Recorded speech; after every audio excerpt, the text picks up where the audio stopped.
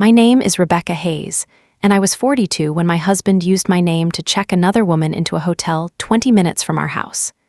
The charge was $1,480. 2 nights at the Harbor Point Hotel, with champagne, a couple's spa treatment, valet parking, dinner for 2, and a late checkout.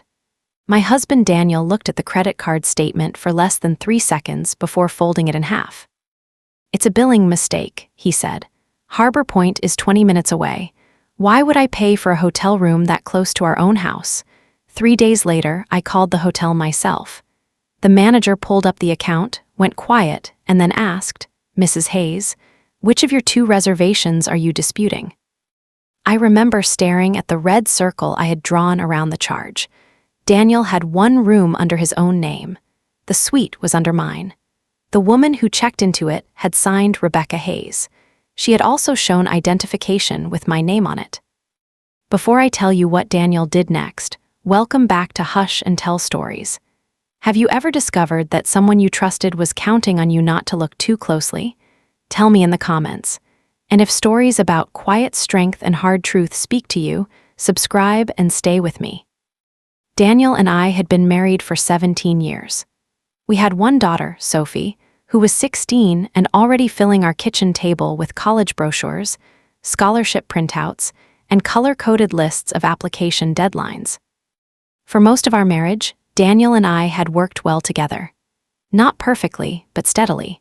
We were not the couple who posted anniversary tributes every year or held hands in every photograph. We were the couple who remembered to replace the furnace filter, compare insurance plans, and show up early for parent-teacher conferences. At least, that was what I believed. I worked as a medical billing supervisor for a network of outpatient clinics. My job required patience, attention, and an unusual tolerance for numbers that refused to make sense. I spent my days tracing denied claims, finding missing codes, and proving that a charge belonged where someone said it did not. At home, I handled our household finances for the same reason. Daniel earned more than I did after his promotion to regional sales director, but he hated sitting with statements. He liked broad plans. I liked exact numbers. We had separate checking accounts for personal spending, 1 joint account for bills, and a savings account for Sophie's education. That account mattered deeply to me. Daniel and I had started it when Sophie was 6.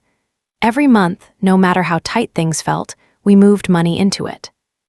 Daniel used to call it Sophie's launch fund. "Whatever she decides to do," he would say, "I want her to begin without us hanging a debt around her neck." That sentence had comforted me for years. During the last 12 months, Daniel's new position had changed the rhythm of our home. His territory stretched across 3 states.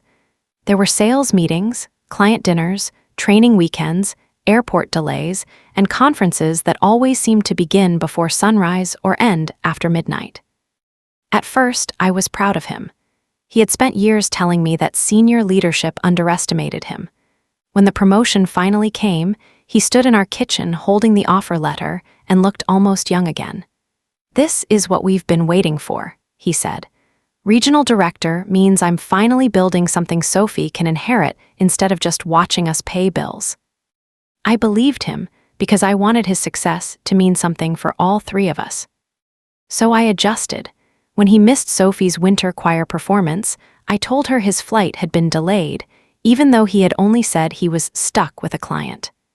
When he forgot my birthday dinner reservation, I told myself he was exhausted. When he stopped asking about my work, I assumed his mind was crowded. At Sophie's first college planning appointment, I sat between 2 empty chairs because Daniel had promised to join us and never arrived. The counselor asked whether we wanted to wait another few minutes. I looked at the clock and said, "No, he's probably still on a call." Sophie did not look at me. She opened her notebook and whispered, "Mom, you always have a reason ready before Dad even asks you to make one." I felt embarrassed, though she had not said it cruelly. That evening, Daniel came home with takeout and kissed the top of Sophie's head. "I'm sorry, kiddo, this quarter is brutal." Sophie asked, "Do you know which schools I'm looking at?" Daniel paused just long enough for all of us to notice. Then he pointed at one of the brochures on the counter. "That one in Vermont. "It's in Virginia," she said. Daniel laughed as if the mistake were charming. "See, this is why your mother runs the details." I smiled because that was my role. I ran the details, and Daniel trusted me to keep life smooth. Owned him. What I did not understand was that he had started to view my reliability as a weakness. He believed that if he offered me an ordinary explanation in a calm voice, I would accept it and move on. The Harbor Point charge appeared on a Tuesday night. I was at the kitchen table with my laptop, paying the credit card balance and checking our automatic transfers. Daniel was upstairs changing after work. Sophie was at a friend's house finishing a history project. The merchant line caught my attention because Harbor Point was local. It sat beside the marina in Belhaven, less than 20 minutes from our neighborhood. It was the kind of hotel people used for weddings, anniversary weekends, or company retreats. It was not the kind of place Daniel's company normally booked for travel, because his office was close enough that he could drive home. The charge covered 2 nights, Friday through Sunday, from the previous month. That weekend, Daniel had told me he was attending a regional leadership conference in Preston City, almost 3 hours away. I opened his shared travel calendar. It still listed the conference. I heard him come downstairs and place the statement beside his plate. "Were you at Harbor Point last weekend?" Daniel had been reaching for the refrigerator. He stopped, looked at the statement, and then picked it up. "No." "There's a $1,480 charge." He glanced at the date. That was the Preston conference. Harbor Point is not in Preston. He folded the paper, pressing his thumb directly over the merchant name. "It must be a billing mistake. The company probably used the wrong card." "How would your company use our joint card?" "We've used it for travel before. Accounting reimburses me." "Not for Harbor Point." He opened the refrigerator and took out a bottle of water. His back was to me when he said, "I'll call tomorrow." I watched him twist the cap. Daniel was usually irritated by incorrect charges. Once, he had spent 40 minutes disputing a $12 parking fee, but now he sounded bored. "I can call tonight," I said. He turned too quickly. "Let accounting unwind it. Once you start saying fraud to a hotel, they freeze every reservation connected to the account. Then they can freeze the one I never made." His expression tightened before he smoothed it away. "Rebecca, please don't turn one billing mistake into an investigation." That sentence stayed with me. I was not accusing him of anything. I had pointed to a charge. He was the one who used the word investigation. The next morning, Daniel left early. He sent me a message around 10 saying he had emailed the hotel and expected a reversal within 2 business days. I thanked him. Then I waited. The charge did not move. By Thursday afternoon, I had received no refund, temporary credit, or hotel communication. Daniel did not mention it again. On Friday morning, I called Harbor Point from my office during lunch. A receptionist answered, and I explained that I was disputing a charge connected to a reservation I had not made. She asked for my name, the date, and the final 4 digits of the card. After a few seconds, she said, "I'm seeing more than one folio. Let me transfer you to our operations manager." A woman named Olivia Grant came on the line. Her voice was professional and warm. "Mrs. Hayes, I understand you're disputing a stay from the weekend of March 14th. "Yes, I was never there." "Which reservation are you referring to?" "There should only be one charge. It's for $1,480. The keyboard stopped clicking. Olivia said, "Mrs. Hayes, which of your 2 reservations are you disputing?" For a moment, I thought she meant 2 duplicate entries. "I don't understand. There were 2 rooms associated with your loyalty account that weekend. A standard king under Daniel Hayes and a marina suite under Rebecca Hayes." My hand tightened around the phone. "I did not reserve a suite." Olivia went quiet again. "The suite was checked in under your name." "I was at home." "I see." There was a change in her tone. It became slower and more careful. I asked, "What was charged to the suite?" She explained that the room included champagne, late checkout, restaurant charges, a couple's spa service, and valet parking. Some items were billed directly to the room, and the final total was the amount on my card. I looked through the glass wall of my office. 2 of my employees were discussing a claim at the printer, Everything around me continued normally. "Who checked in?" I asked. "The registered guest was Rebecca Hayes. That is my name. I was not there." Olivia took a breath. "Our records show identification was presented at check-in." "What kind?" "A driver's license." "With my name?" "Yes." I felt cold from my shoulders to my hands. Did the woman look like the photograph? I wasn't working the front desk that evening, so I need to review the notes. "Do you keep a copy?" "For certain reservation types, yes." This suite was booked with an enhanced identity verification because of the spa package and card authorization. "Please preserve it." "Mrs. Hayes, please preserve the identification copy, the signature, the booking records, the payment receipts, the security footage, and every staff note connected to both rooms. Someone used my identity." Olivia said she could not release documents without following the hotel's privacy and fraud procedures, but she could open an internal review immediately. I asked her to send confirmation in writing. Before we ended the call, she said, "The woman at my desk did not say she was your guest. She signed Rebecca Hayes." I closed my office door and sat down. I had expected a mistake. Even an affair, as painful as it would have been, had a shape I understood. A hidden room, a secret charge, a lie. This was different. Someone had stood at a counter, looked at a hotel employee, and said she was me. My name was not just attached to the bill, it had been used as an entrance. I opened the bank website and disputed the charge. Then I called the card company. The representative asked whether I recognized the merchant. "I recognize the hotel," I said. "I do not recognize the woman they allowed to become me." He placed the charge under review and froze the card number. After that, I changed the passwords to our banking accounts and moved the automatic household payments to a replacement card Daniel could not access without speaking to me. I did not empty accounts. I did not hide money. I protected the systems that were already in my name. Then I returned to Daniel's travel calendar. The Preston Regional Leadership Conference had been real. The schedule was still online. I downloaded it and checked the dates. The conference ended Friday afternoon at 4:30. The Harbor Point reservations began Saturday. Daniel had told me he was staying in Preston until Sunday because of an additional leadership dinner. There was no leadership dinner listed. I printed the schedule and highlighted the final session. When Daniel came home that evening, he placed his keys in the ceramic bowl by the door and asked, "Did they fix the hotel charge?" It was the first thing he said. I looked up from the stove. "The bank is reviewing it." "The bank? You said the hotel would reverse it. They didn't." He took off his jacket slowly. "Rebecca, I told you not to make this bigger than it is." I disputed a charge I did not authorize. One careless phone call from you can make every sales trip I take look suspicious. Then it is fortunate I only asked about the trip that already is. His mouth tightened. "What did the hotel say?" "That they are reviewing it." "Did you give them my company information?" "No." "Did you use the word fraud?" I turned off the burner and faced him. "Why are you more worried about the word than the charge?" Daniel picked up his jacket again, though he had just removed it. "I deal with hotels every week.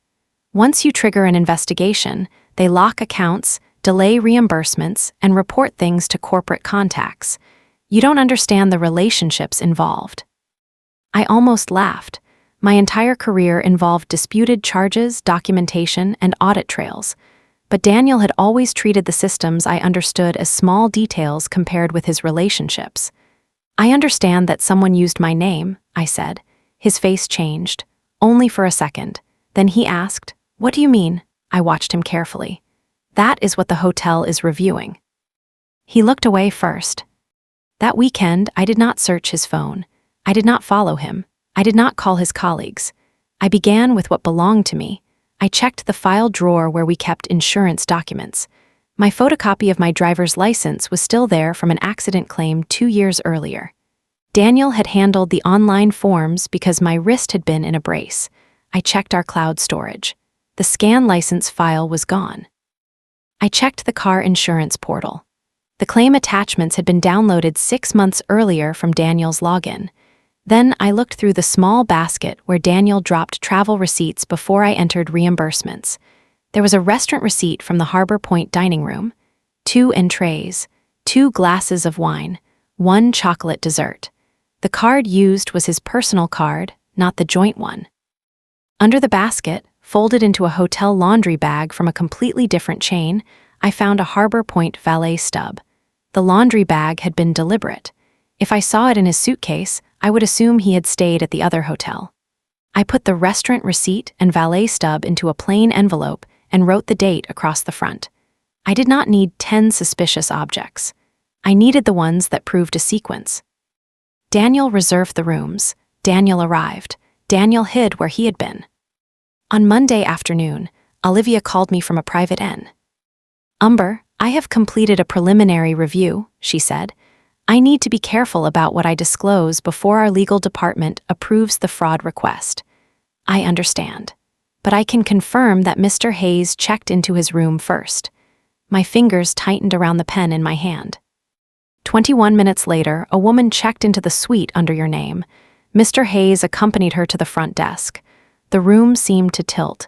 He stood there. "Yes." "And she signed my name?" "Yes."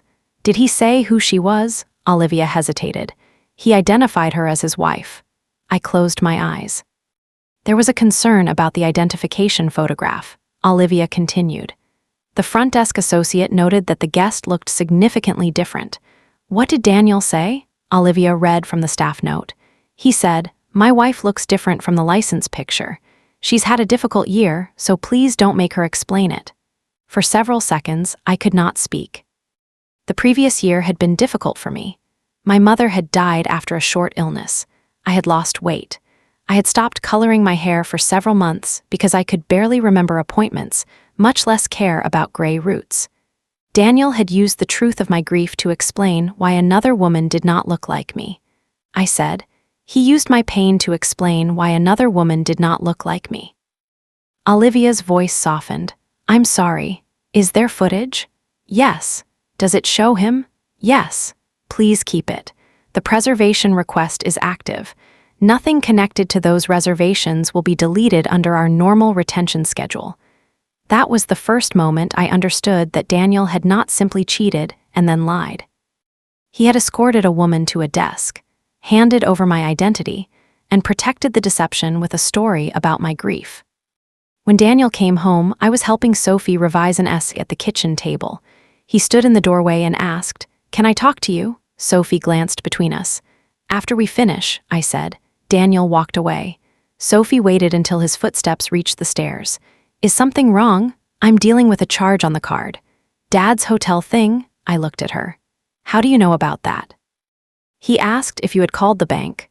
"When?" "Yesterday. He wanted to know if you had mentioned his company." The fact that he had questioned our daughter made something inside me settle. "I need you not to answer questions about our accounts," I said. "If Dad asks again, tell him to speak to me." Sophie's expression became worried. "Are you two getting divorced?" "I don't know." It was the honest answer, and it frightened her more than reassurance would have. I reached across the table.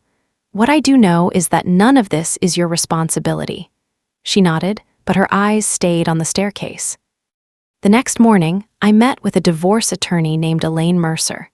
I did not tell her I had decided to end my marriage. I told her I needed to understand how to protect myself while someone was using my identification. Elaine listened without interrupting. Then she asked for the hotel correspondence, the card dispute, our account records, and every document connected to Daniel's travel. "Do not access anything you are not legally entitled to access," she said. "Do not impersonate him. Do not delete records. Preserve what comes to you through joint accounts, shared devices, or materials already in your possession." I appreciated the clarity. "What about the hotel footage?" "Let their fraud process work. We can request records through the proper channel if this becomes part of a legal filing." "What should I do about my identification?" She gave me a list: fraud alert, credit review, replacement license request if the state allowed the number to be changed, written identity misuse report, password changes, copies of every communication. "The worst thing you can do," she said, "is let his urgency force your timing." That sentence became my guide. Daniel wanted speed. He wanted the charge erased, the hotel quiet, and my questions contained. I slowed everything down and documented it. The next major discovery came from an old tablet Sophie kept in the family room. She used it for school videos because the screen was larger than her phone. Daniel's email had once been connected to it for family calendar notifications. I assumed he had logged out years earlier. One evening, a notification appeared across the top while I was changing the Wi-Fi password. Harbor Point Hotel, reservation confirmation. The email itself had been deleted from the inbox, but the notification history still displayed part of the subject line and the account that received it. I opened the mail application. Daniel was still signed in. I remembered Elaine's instruction. A shared family device, openly used in our home, already connected to his account. I did not change settings or passwords. I looked only at what was visible and photographed what Ma. T-turd, there were no dramatic love letters. There were calendar invitations, restaurant confirmations, and deleted message previews. One name appeared repeatedly. Amanda Pierce, I knew it. Daniel had mentioned Amanda as a project lead in his regional office. She was married. I had seen her once at a company holiday dinner, standing beside a tall man Daniel introduced as Michael. In the deleted message folder, one preview remained because the tablet had not completed its sync. Amanda had written, "I hated signing her name. Next time, we use cash." Daniel's reply was still visible beneath it. "Rebecca never checks anything twice." I read that sentence until the words lost their shape. The hotel suite hurt. The false identification frightened me. But that message cut through 17 years of marriage with astonishing precision. Daniel's plan depended on a belief about me. He believed I was useful because I was careful for everyone except myself. He believed I would pay the card, accept the explanation, and keep protecting the life he was quietly destroying. I photographed the message with the date and account name visible. Then I printed it. The next evening, Sophie found me at the dining table sorting documents. She looked at the photograph of my license scan and went pale. "Mom, where did you get that?" "Why?" She sat down slowly. "Dad borrowed my laptop a few months ago. He said he needed to resize an insurance picture because the state website kept rejecting it." "What picture?" She pressed her fingertips against her mouth. "Your license." I felt my chest tighten. "Are you sure?" He had it open in an editing program. He said your face was too dark and he needed to brighten it. "Did you help him?" I showed him how to crop the picture. Tears filled her eyes. "Mom, was he changing your license?" I moved beside her. "You helped your father with a picture. You did not help him lie. Those are not the same thing." "But if I had looked, you were 15. He was your parent. You were supposed to be able to believe the reason he gave you." She cried then, quietly and angrily. Daniel had involved her without her knowledge. He had turned her ordinary trust into another tool. Sophie opened the laptop and searched the recent files archive. The original image had been deleted, but the system retained a thumbnail and modification record. The file name was RHID Final. The date was 6 weeks before the Harbor Point stay. That detail mattered. The false identification had not been created in a panic at the hotel. It had been prepared. I sent the information to Elaine and told Sophie not to confront her father. "Why does he still get to walk around here like nothing happened?" she asked. "Because I am deciding what happens next with facts, not anger." "You're not angry. I am more angry than I have ever been. You don't look like it. That doesn't mean it isn't there." Daniel's behavior became increasingly tense. He began coming home earlier. He offered to cook. He asked Sophie about school with a sudden intensity that made her answer in single words. Then, on a Thursday evening, he stood in the kitchen and asked again, "Did Harbor Point reverse the charge?" I had been waiting for that question. "The manager found 2 reservations," I said. Daniel opened the refrigerator, though he had opened it 10 minutes earlier. "That is the duplication I told you about. One room was under your name." He closed the door. "The other was under mine." He stared at me. I placed the hotel's fraud review confirmation on the dining table. Daniel did not sit. "There are automated errors with loyalty accounts," he said. "Did the system also duplicate my driver's license?" He became completely still. I placed the conference schedule beside the letter, then the valet stub, then the restaurant receipt. Daniel looked at the documents as if their arrangement offended him. "Rebecca, let me explain." I set the tablet on the table and turned the screen toward him. The message remained in the saved photograph. "Rebecca never checks anything twice."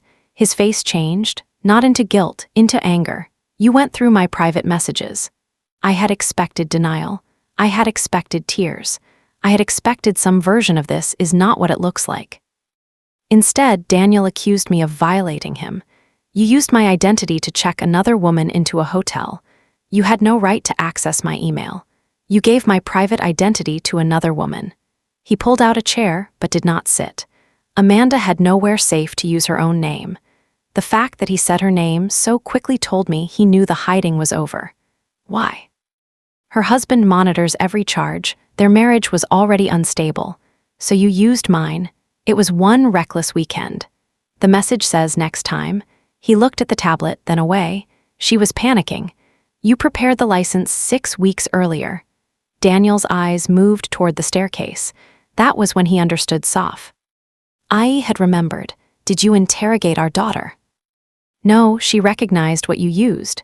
He lowered his voice. "Keep Sophie out of this. You borrowed her laptop to alter my identification. I resized a scan. You changed the photograph. Amanda looked enough like you that..." He stopped. The cruelty of the sentence entered the room before he could pull it back. I asked, "How many times did she become me?" Daniel sat down. For the first time, he looked frightened. It was only Harbor Point. Then why did she write "next time"? She meant if there was ever another conference. Was there? He rubbed both hands across his face. "Rebecca, this got out of control." No, it was controlled enough to create a second reservation, alter identification, hide the hotel bag, and submit a false travel story. "I did not submit the suite to the company. You submitted your room? That was connected to work." The conference ended the day before. There were client meetings. With Amanda, he did not answer. I said, "You turned my name into the hotel door you used to leave this family." His expression hardened. "That is dramatic." "No, dramatic would be breaking dishes. This is documentation." He leaned toward me. "You have no idea what happens if you report this the wrong way. Amanda reports into one of my regional teams. The company will treat everything as a compliance issue." It is a compliance issue. It was consensual. That is not the only issue. You could destroy 2 careers over a private mistake. You already risked 2 careers. You just planned for my name to absorb the risk. He stood. "I was protecting both families from one reckless weekend. You did not protect my family. You spent our money, involved our daughter, and handed my identity to someone who signed it." Daniel paced to the window, then his voice softened. "I was lonely. I almost felt pity, almost. You lived in this house. We stopped being a couple. You stopped coming home. You were always tired. Your mother was sick, then you were grieving, then everything became Sophie's applications and your work." There it was. He had turned my responsibilities into abandonment. "You could have told me you were unhappy." I tried. "When?" He opened his mouth, but there was no answer. Daniel had not tried. He had withdrawn, then used my effort to keep the family functioning as evidence that I did not notice him. He said Amanda made me feel wanted, and signing my name made her feel what? He looked at the tablet. "She hated that part, but she did it." "Yes, and you watched," he whispered. "Yes." That was the first useful truth he gave me. I told him I had spoken with an attorney. He stared at me. "You already have a lawyer? I have legal advice." "For a hotel charge." "For identity misuse." He laughed once without humor. "You're going to tell people I stole your identity? I am going to tell the truth. You decide which word describes it." Daniel slept in the guest room that night. The next morning, he told Sophie that I was trying to destroy the family over one mistake. I heard her answer from the hallway. "A mistake is booking the wrong date. You edited Mom's license." Daniel said, "You don't understand adult relationships." Sophie replied, "I understand my name is not something you loan to another person." I stepped into the room. "Enough. Sophie, go finish getting ready." She looked at me, then at Daniel, and left. Daniel lowered his voice. "You turned her against me." "No, You asked her to help alter an identification image and expected her never to understand what it was for. She is a child. Then stop using her as your defense. That afternoon, I froze the remaining joint credit card and moved half of the available balance from our joint checking account into a separate account on Elaine's advice. I left enough to cover mortgage payments, utilities, insurance, and ordinary household costs. I reviewed every joint statement from the previous 18 months. Because I worked in billing, I knew how to trace patterns. Not just merchants, but dates, amounts, reimbursements, transfers, and places where numbers appeared to cancel each other without truly doing so. Daniel had hidden expenses across several accounts. A hotel charge on his personal card would be followed by a transfer from the joint account labeled travel reimbursement. Restaurant bills appeared on weekends he claimed to be entertaining clients. Gift purchases were divided into amounts small enough that I had assumed they were routine work expenses. I created a ledger. Date, merchant, amount, claimed purpose, actual location, related message or reservation. The total reached $19,260. I sat at the kitchen table after midnight with the calculator beside me. Some of the transfers did not come from our household account. They came from Sophie's education savings. At first, I thought Daniel had moved the moan. Why temporarily to cover a card balance and returned it later? Then, I compared the withdrawals with deposits. He had not returned all of it. $7,800 was missing. I printed the education account statement and placed it beside Sophie's university cost estimate. The numbers on the 2 pages seemed to accuse each other. The next morning, I asked Daniel to sit down. He saw the statement and immediately said, I was going to replace it. With what? My annual bonus. You did not receive a bonus. The promotion cycle changed. You spent money from Sophie's account before you had the money to repay it. I knew I would earn it eventually. You spent $7,800. It was temporary. The hotel was not temporary. The meals were not temporary. The gifts were not temporary. He looked at the ledger. You went through everything. Yes, you have always managed the accounts. Why are you pretending you didn't know money moved? Because you labeled the transfers as travel and moved them between accounts. I was managing cash flow. You were financing an affair. His face flushed. The bonus would have replaced every dollar before Sophie ever needed it. I pointed to the university estimate. She needs it next year. I will replace it. You spent money she had already earned by trusting us, then called it yours because she had not used it yet. Daniel pushed back from the table. I said I will fix it. You cannot fix a theft by promising the victim a future payment. Do not use that word. He had many words he did not want me to use: fraud, identity misuse, theft, affair. He preferred mistake, pressure, loneliness, and cash flow. Words that described weather instead of choices. Elaine began preparing formal separation documents. She also advised me to file an identity misuse report so there would be an official date attached to my discovery. The process was not dramatic. No police officers arrived at our house. No one placed Daniel in handcuffs. I submitted the hotel correspondence, the card dispute, the saved messages, and the license image record. I requested a replacement driver's license and placed fraud alerts on my credit.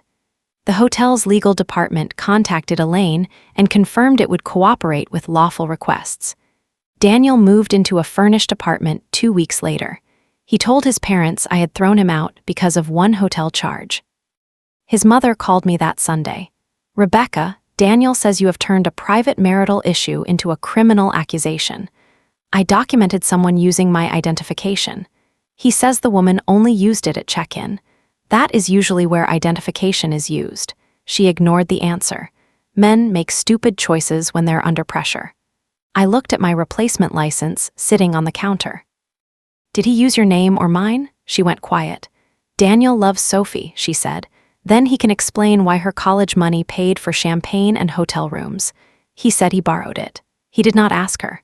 You are making permanent decisions while you are hurt. I am making documented decisions while I am informed, she sighed. Families survive worse. Some do. Some survive by ending the part that keeps injuring them. She told me she hoped I would calm down. I did not raise my voice once during the call. Afterward, I wrote down the date and what she had said because Daniel had begun telling relatives that I was unstable. The next development did not come from Daniel. It came from Michael Pierce. He sent me a short email through Elaine's office. He said Amanda had told him a hotel dispute might involve both families and that he needed to know whether Daniel and Amanda had been together. Elaine asked whether I wanted to respond. I want to tell him only what I can prove. We arranged a call. Michael sounded exhausted. Amanda said she was caring for her sister that weekend, he told me. Was her sister ill? No, I found out yesterday that her sister was in Arizona. He laughed once, then stopped. I packed soup for a woman who was never sick. Amanda left with a cooler in her car so the story would look right. I closed my eyes. Daniel told me he was building our daughter's future. Amanda told Michael she was caring for family. They had both prepared respectable lies to carry out of their homes. Michael asked, was she at Harbor Point? Yes. Under her own name? No. There was a long silence. Whose? Mine.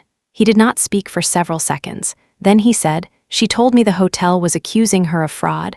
I thought she was exaggerating. She signed my name. Michael asked whether I would send him the evidence. I told him my attorney would provide only material she believed I could lawfully share. He agreed.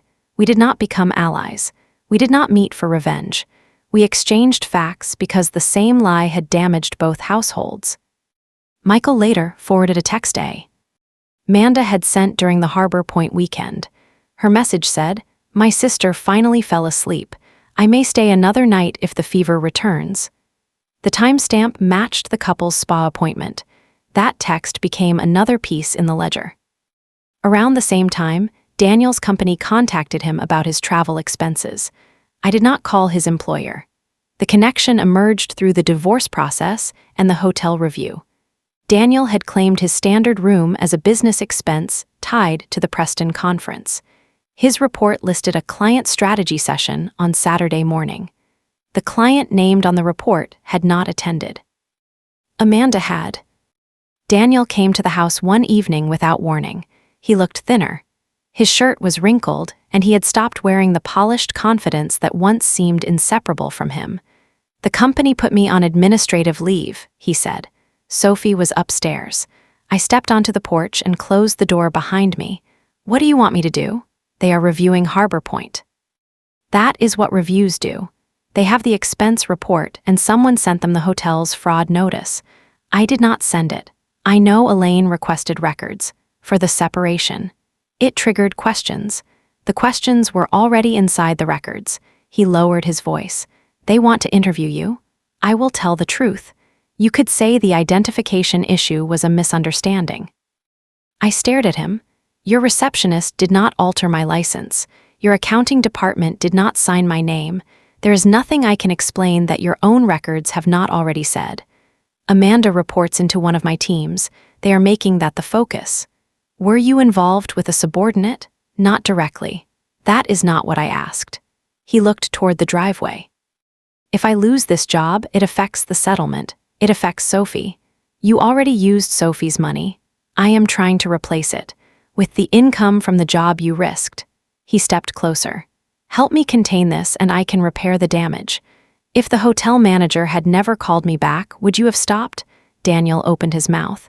Then he looked at the porch floor. I don't know, I nodded. That is the only honest thing you have said. He sat on the porch step. For a moment, he looked like the man I married. Not because he was innocent, but because he seemed stripped of the explanations he had built around himself. I never meant for it to become this, he said. No one builds an altered identification, 2 reservations, false expense reports, and hidden transfers by accident. I mean, I never meant to lose everything. There it was, not I never meant to hurt you, not I never meant to involve Sophie. He had never meant to lose everything. I said, you thought the consequences would belong to me because the room did. Daniel resigned before the company completed its review. He said it allowed him to control the language on his employment record. Amanda was investigated separately. Michael told Elaine they had entered a formal separation. That was the last personal information I asked for. The divorce took 8 months. It was not clean, but it was not a courtroom spectacle either. Daniel initially argued that the missing education money was part of ordinary marital spending. Elaine responded with the ledger, the hotel dates, the restaurant charges, and the transfers. The final property agreement required Daniel to restore the $7,800 from his share of the home equity. Additional funds were designated for Sophie's education before the remaining property was divided. Daniel moved into a smaller apartment and found a lower-paying sales position with a company outside his old industry. His parents continued to say I had punished him too harshly. I stopped answering explanations disguised as questions. Sophie saw him every other weekend at first. Then the schedule became more flexible because she wanted control over the time. I never asked her to choose between us. I did ask Daniel not to discuss the legal case, Amanda, or money with her. For several months, Sophie carried guilt about the laptop. One night, I found her deleting old files from it. She said, "I hate that I helped him." I sat beside her. "You showed someone you trusted how to crop a picture. But it mattered. His choice mattered. Your ordinary kindness is not evidence against you." She looked at me. "Is that what happened to you too?" The question stopped me. "What do you mean? You trusted him, and now you keep talking like you should have checked sooner." I had been telling Sophie she was not responsible while quietly blaming myself for the same thing. I closed the laptop. "You're right." She leaned her head against my shoulder. Daniel had written that Rebecca never checked anything twice. For months, I heard that sentence as proof that I had been foolish. Eventually, I understood something else. Trust is not a failure of intelligence. The betrayal belongs to the person who studies your trust and decides to use it as cover. A year after the hotel call, Sophie and I took a weekend trip before the beginning of her final school year. We did not choose an expensive resort. We booked a modest hotel near the coast, where the rooms faced a narrow strip of beach and the lobby smelled faintly of coffee and sunscreen. Sophie had been accepted to 2 universities and was waiting to hear from 3 more. Her education account had been restored. She had begun talking about internships, dorm rooms, and whether she would survive without my cooking. At the front desk, the receptionist smiled and asked for identification. For a moment, my hand remained inside my purse. I saw another front desk in my mind. A woman standing beside Daniel, my name written beneath her hand. My grief used as an explanation for why her face did not match mine. Then I took out my license and placed it on the counter. The receptionist compared the photograph with my face. She smiled. "Welcome, Ms. Hayes." The moment was completely ordinary. That was why it mattered. She returned the card and I put it back in my wallet. My name was not a disguise. It was not a room key Daniel could borrow, use, and return before I noticed. It was mine. The receptionist asked whether we wanted 1 key card or 2. Sophie laughed. "Definitely 2. Mom loses hers in every bag she owns." "I do not lose them. I store them creatively." We carried our bags toward the elevator. Then Sophie looked at me and asked, "Do you think we should have booked 1 room or 2? I pressed the elevator button. 1 reservation is enough when everyone is telling the truth. The doors opened, and we stepped inside together. "Before you go, tell me this. Could you forgive a spouse who used your identity to hide an affair, or would that be the line you could never cross? And tell me your name and the city you're watching from. I want to know where this story found you."